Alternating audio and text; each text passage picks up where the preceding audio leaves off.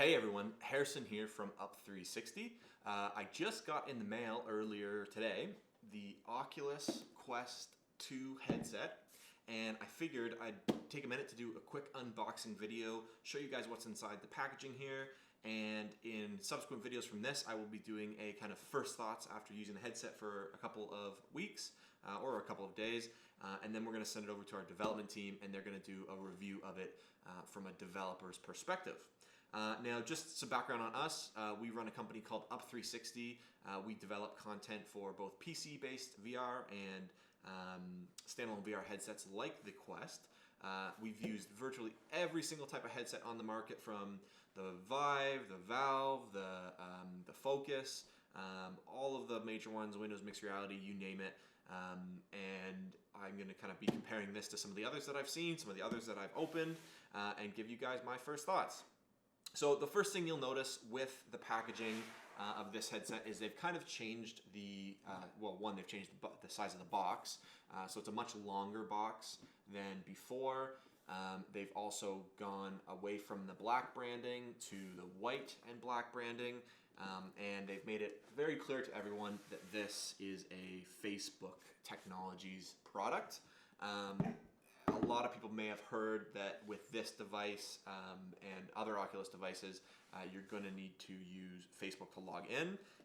And the only exception to that is if you buy the business edition, which is basically the same device, just a little bit more expensive with some different software on it for device management.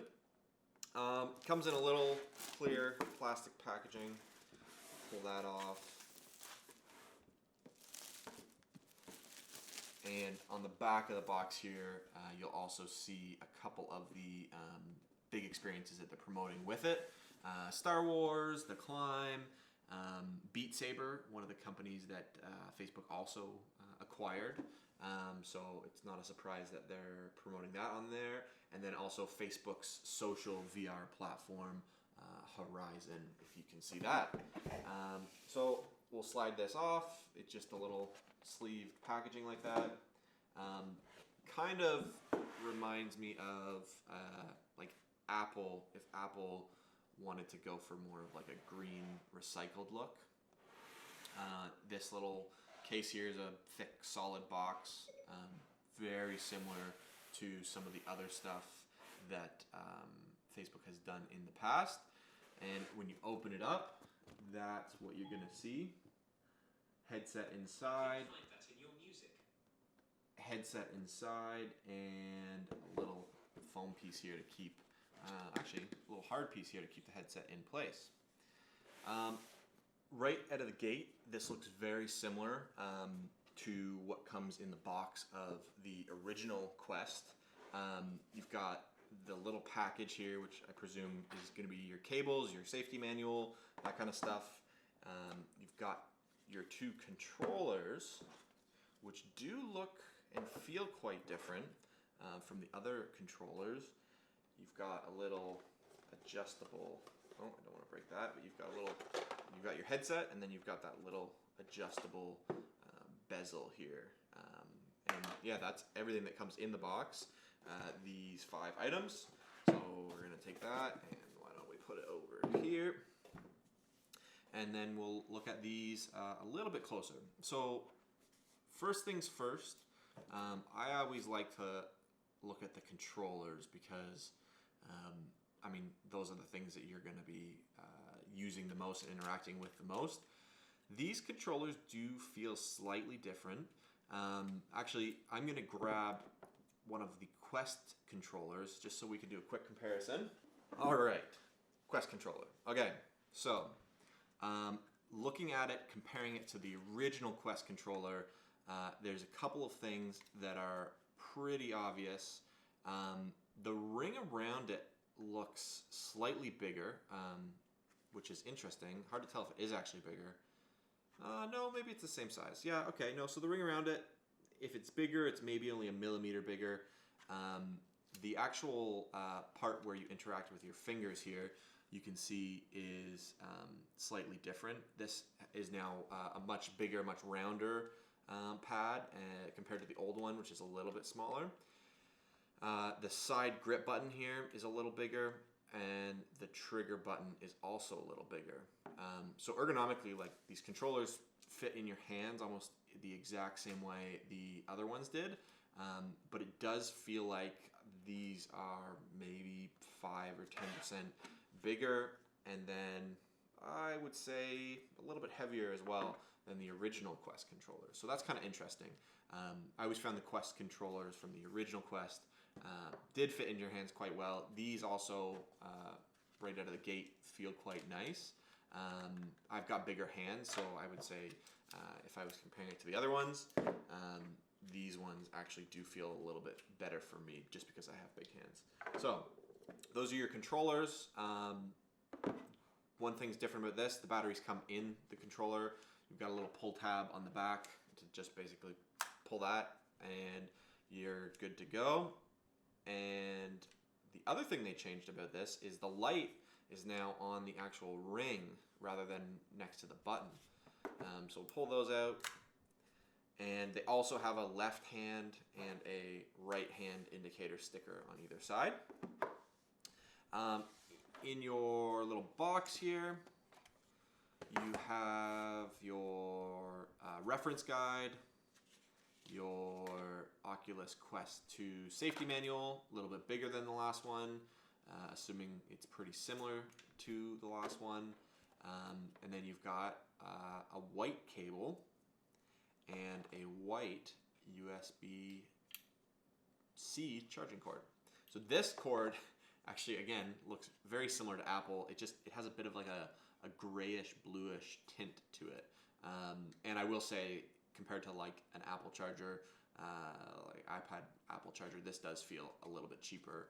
It just feels like kind of cheap, flimsy plastic. So we'll see how this cable holds up, but it looks to be just like a standard USB-C cable, shorter than the other Quest and a little bit cheaper feeling than the other Quests. The controllers though, I will say again, these feel a little bit more sturdy than the other ones. And okay, they opted for a little click opener on the battery pack, which I kind of like. I always had problems with accidentally taking the battery pack off of the other Quest controller. So this feels like it will be a little bit more snug. So instead of a little magnetic one like this, where it just kind of easily comes off, they have opted for a little click opener. And still one battery, so no changes on that. In terms of the headset, there's a couple of little protective things on it. So you've got your classic little lens protector.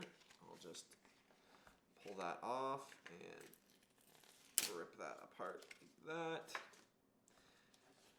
The strap feels very similar to the other strap.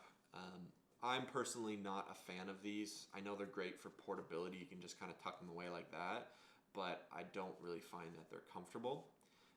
You've got 2 films on the lenses. Take those off. And then you do have this other little white protective sleeve around the headset. So we'll take that off as well. The headset definitely looks a little bit thinner than the other one.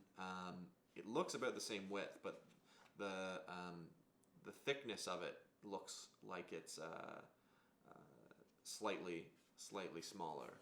Or sorry, the width of it looks slightly smaller. If you're talking about going this way, it looks smaller this way and about the same thickness that way.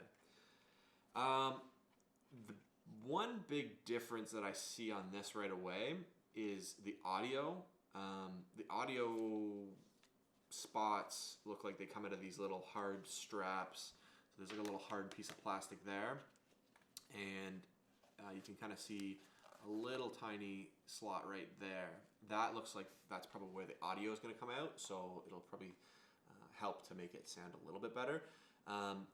It might make it harder to modify these with like the Vive Pro audio strap and those types of things because of the way that this kind of configuration is done.